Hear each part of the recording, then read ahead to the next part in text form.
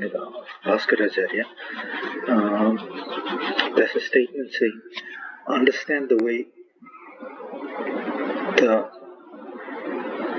third dimensional space emerges from fourth dimensional space, and it is followed by the statement which says, express it fastly. Fastly. So what does that mean then?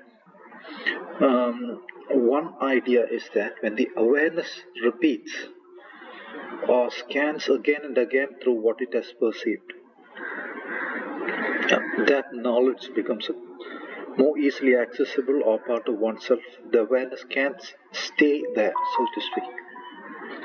The awareness can stay there, so to speak. So in the modern sense, or rather in the sense of Western science, neural pathways are getting repeated. People repeat things to memorize things. People revise what they've learned. That's a superficial idea, but still. So what I'll do is, because of ideas along what I've said right now, I'll just revisit what I described earlier. The meaning of yoga chitta vritti nirodha. It's a definition of yoga. Yoga's chitta vritti nirodha. It's a definition of yoga. It says yoga is defined as chitta vritti nirodha.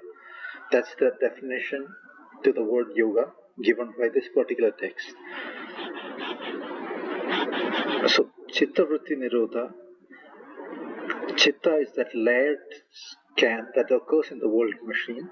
The DNA unfolded into n layers of scan and being enfolded and unfolded again and again, generating the notion of particles that appear and disappear as one observes, a universe that exists only when one observes. So that is the chitta. Vritti, the word means turning, cycling. That's why we, even in outward perception, see everything is undergoing spin. So, in my sense of physics, that is what is fundamental. Directionality, the notion of the world cycles, which in a physics sense becomes not what the modern physics understands as spin, which is vague for them. We'll stay on this topic for now. I meant to say they do not have an understanding of spin that is clear beyond, just as they cannot define what a particle is. How do they define what the spin of a particle is then?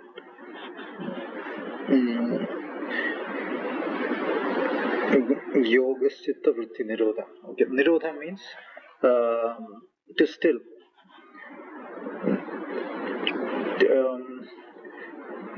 Nirodha means to still, to put a stop to, ideas like that. Of course, the world machine will keep spinning. The awareness has gained the ability to disidentify with that and stay separate from it, and at the same time project itself into the world machine and wield the powers of the world machine, so to speak. So that is, in a sense, immortality, the ability to appear where one wants to appear, form bodies as one wills, and all those fanciful powers described in the yogic texts, in the yogic literature.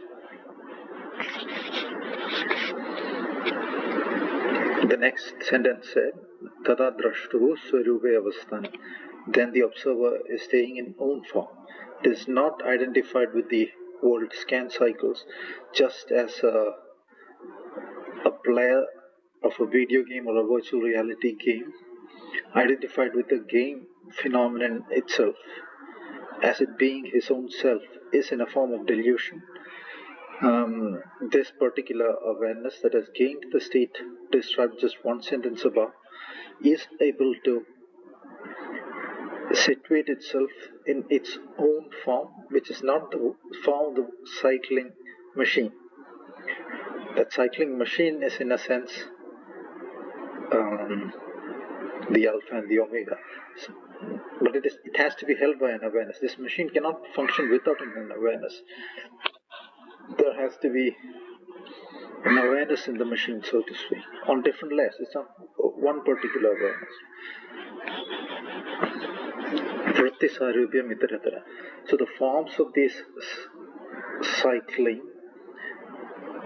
appears in human perception, and for the purpose of this study, we might attribute labels to it. The way to approach a field is one gives labels to complex perceptions or a set of perceptions. Just as in physics, we introduce terms like kinetic energy. You cannot say half mv squared every single time, or the energy associated with movement every single time the idea is to be expressed. So in this particular effort as well, they have made an attempt to give labels to the perception of these cycling structures. I am not saying this is some kind of absolute way of labeling it. I do not think so. I do not hold that opinion myself.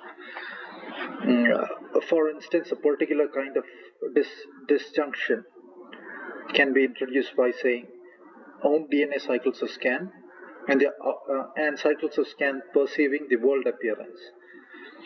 These are the two types of vrittis. I could say that. I could introduce a classification like that, but that is not the approach this particular text takes. It says in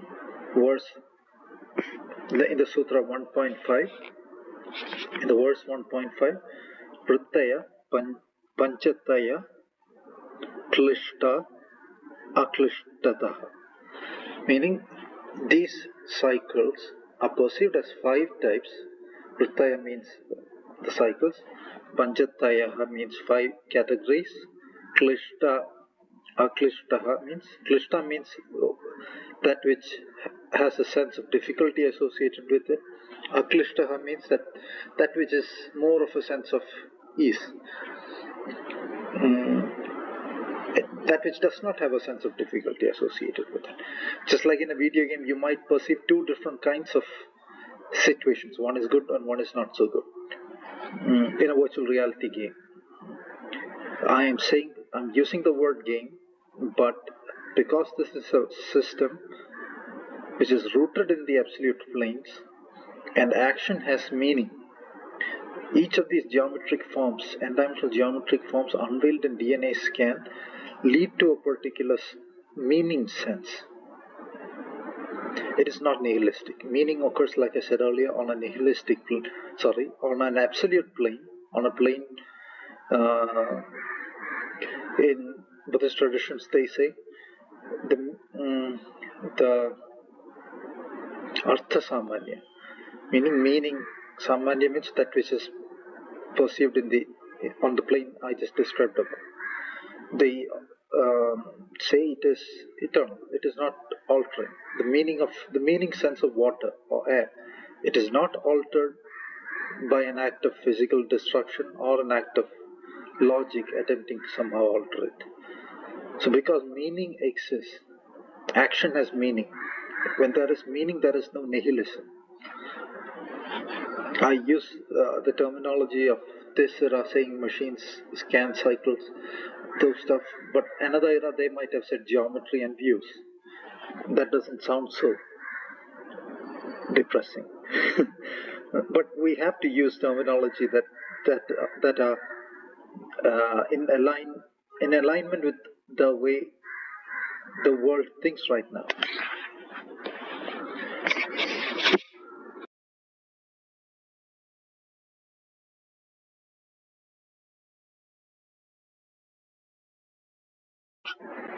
I just closed the window. There was some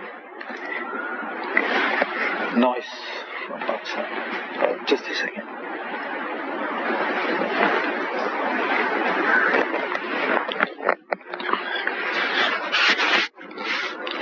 So, 1.6 says Pramana Viparyaya Vikalpa Nidra Smritaya. These sutras are extremely terse.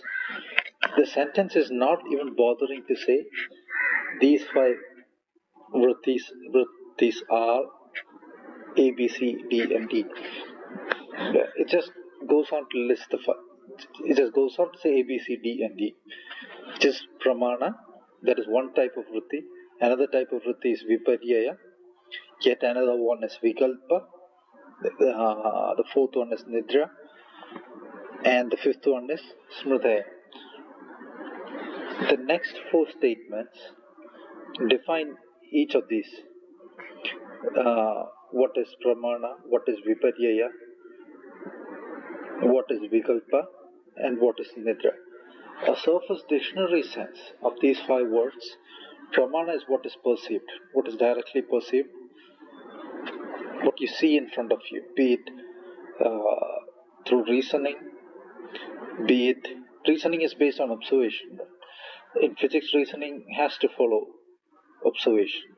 You cannot reason in a vacuum of views.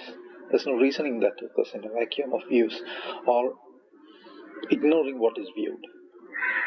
If you say Newton's third law, it is based on view, perception. So when you understand the world in terms of what is viewed outwardly, the world phenomenon view, that is called pramana. Pramana can also mean things that are read from books and all.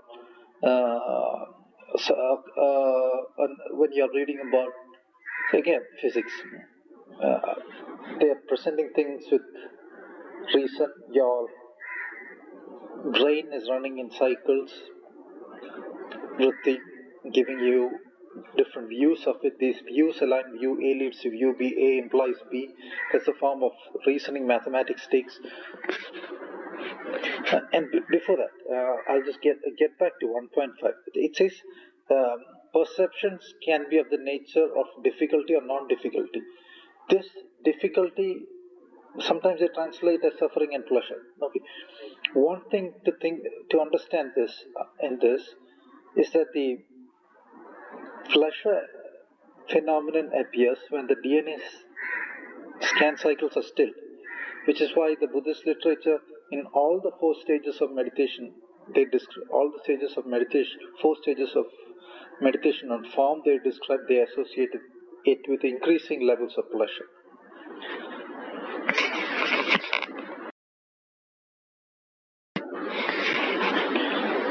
So,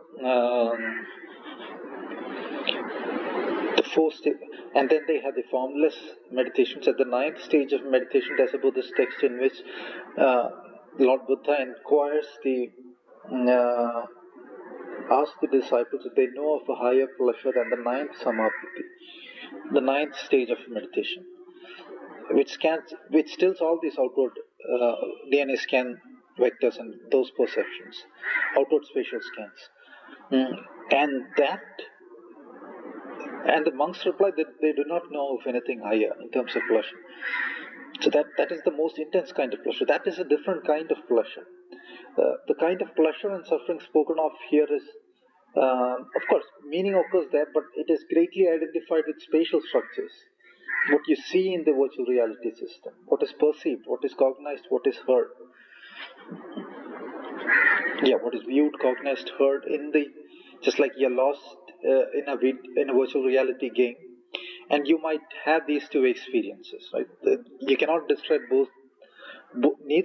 either of these experiences as an experience of absolute reality. Of course, the absolute reality shines through all of these phenomena because, just as I said, that is where the meaning sense occurs. But that's only a tiny spark. That is also the key to alchemizing what might even be poison, but you cannot attempt it, right?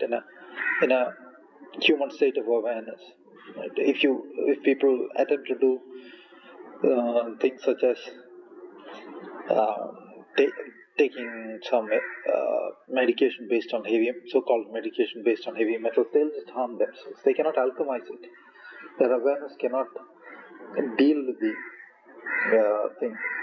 That is an inaccurate way to deal is a different idea. The idea is to their DNA scan structuring will break down because they cannot uh, get into different higher modes of structuring and things of the sort, breaking things down and things of the sort. I have difficulty expressing it because people need a foundational understanding. It's a knowledge system, and people need a level of understanding to vibe with what I might be saying. And the second reason, because I myself am to think deeper about this to perfectly distill an understanding. I could say better than what I said just now, but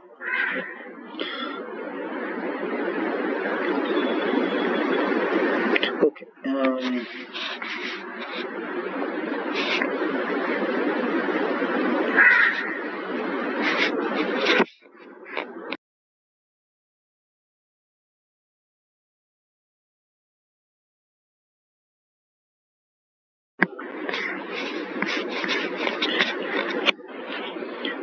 Okay, the next phrase defines the word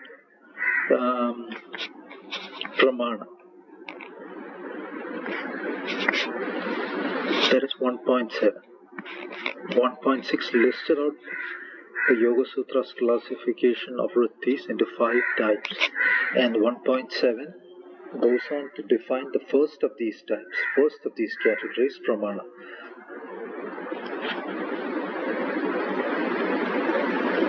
It says pratyakshanumana gama pramanani. Pratyaksha means that which has appeared. Pratyaksha. Pra means toward. Aksha means I. Anu means analogous. The sound anu in the word analogous in alignment with. Mana means mind. Mana, the sound mana, man is analogous to the sound manas, which means it's analogous to the sound mind in English. Manas means mind in Sanskrit. Pratyaksha gama means to move. Pratyaksha anumana gama is a definition of what are pramanas.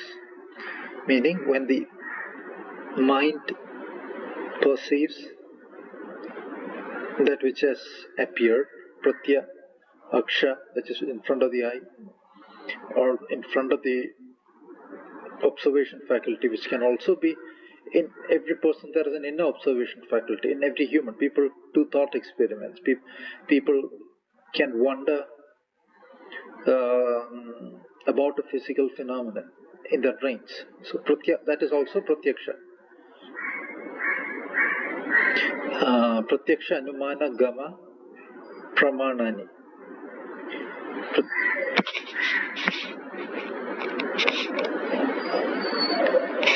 If you hear a whining sound, that's my dog. It's been locked outside, so they locked outside my room. Okay, so pratyaksha anumana gama pramanani. Pramanani means those are the pramanas.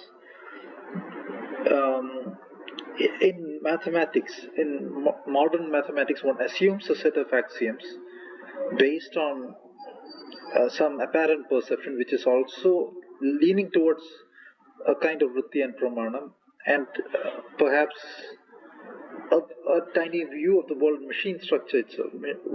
World machines, most fundamental structure. Like if you think about the Pythagoras theorem and its proof, the proof leans on visual observations. Right? The Euclid's axioms are based on visual observations, finally. But in the world machine, why that should occur, why this perception should arise, is a more fundamental fact, almost leaning into a set of axiomatic, algebraic expression of how geometry and perception interplays, enfolding and unfolding into higher and lower geometries. And this, remember, is held by the awareness. The awareness is what read out your DNA code.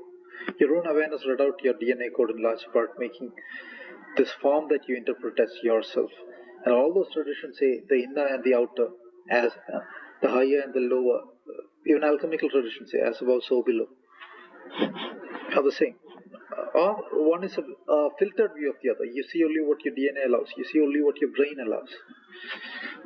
It's a filtered perception of that. Because this collapse occurs, and a so-called atomic perception is a collapse of a collapsed view of a higher universal perception. One might. It might be. Let's think about it afterwards. It could be. It probably is. Okay. Viparya. Next is Viparya. The next in the sentence 1.6 was first was Pramana. Second is Viparyaya. Viparyaya literally means the word paryaya is often used in ancient Indian languages for this sense meaning, even in modern Indian languages. But a paryaya of a word is what you find in a thesaurus. Viparyaya means opposite in meaning, or it can mean that, and it can also mean V means as in the sound deviated, deviant, wrong. Viparyaya means wrong sense, means a false understanding. The next Viparyayo Mithya Jnanam Adat Rupa Pradishta, meaning it is a false knowledge and established without form, without an underlying form that can be associated with it. If I say the sentence, there is no symmetry in vector transformations involved in world transformation in the world machine scan or the Newton's third law. There is absolutely no sense of equal and opposite reaction, or rather, it is better said that symmetric transformation of force vectors that appear in world phenomena. If I say that, it is in the surface sense I implied a false understanding. It cannot be connected to the underlying form. The world geometry functions evolve, or rather the form of the world geometry evolution. In the previous sentence I used functions in the mathematical sense.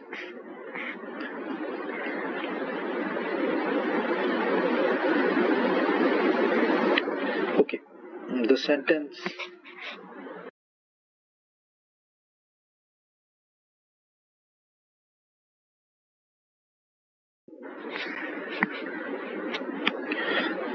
the next 1.9 defines the term vikalpa. This is interesting because it says Shabda Jnana Anupatti Vastu Shunyo Vikalpa. Vikalpa is something like an imagination.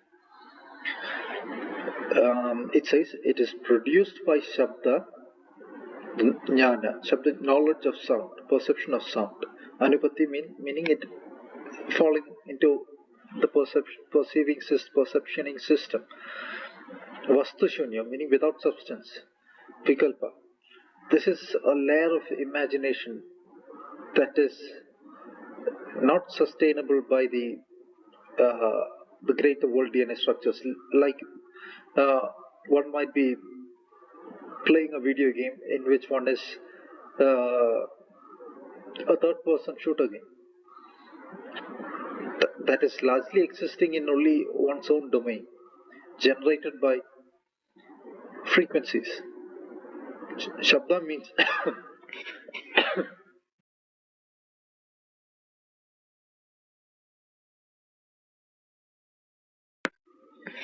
Shabda means sound. It is an interpretation, a form interpretation generated by a set of frequencies. Sound here is to be understood more in the sense of what is oscillating, frequencies, rather than just oscillations of air. It could be oscillations in the electromagnetic spectrum. Anything oscillating that grants perception. Perception is intimately associated with oscillation because of the vritti, the cycling nature of the world machine along all of its axis, projected axis across all its dimensions.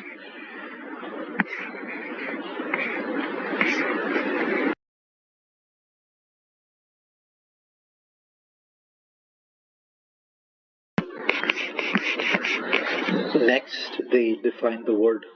The author of the text defines the word nidra. Nidra means sleep.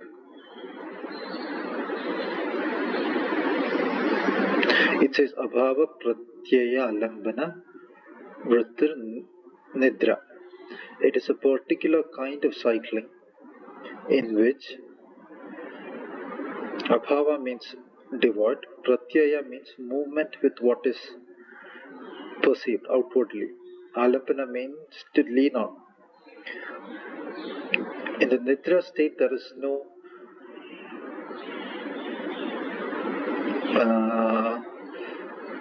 impressions falling from the outer world. In a great part, the impressions are arising from possibly residue DNA segments. It could also be the dreams states can involve travel to other dimensions, experience of other dimensional entities. Sometimes a dream of a ghost might be another dimensional entity, and it is possible. But we are not dealing with some kind of primitive 16th century science in which any perception in another dimension is superstitious. No, that is not true. People perceive things across distances. People can perceive each other across the internet when they talk, even when they are not talking, when they are just typing. They know the sense of what the other person is saying, the thought, beyond what the text can say. So there are different dimensions, different planes to reality, all those things. But the nidra state, I think they define here, because we cannot, in such a short sentence, we cannot. Nobody can say what exactly the author meant, unless they are dealing with a great deal of familiarity with the same knowledge systems that the author dealt with. But from the surface sentence, what it seems is an abhava of pratyaya leaning. Pratyaya means the falling of perception on oneself. And there are still cycling occurring there, which is nidra, which might be related to residue elements in DNA scan. In the awake state, one is also in a sense, holding vectors scanned out by other awarenesses. In the higher forms of awareness, one can see the sun outside. There are other perceptions which are not exactly limited to that individual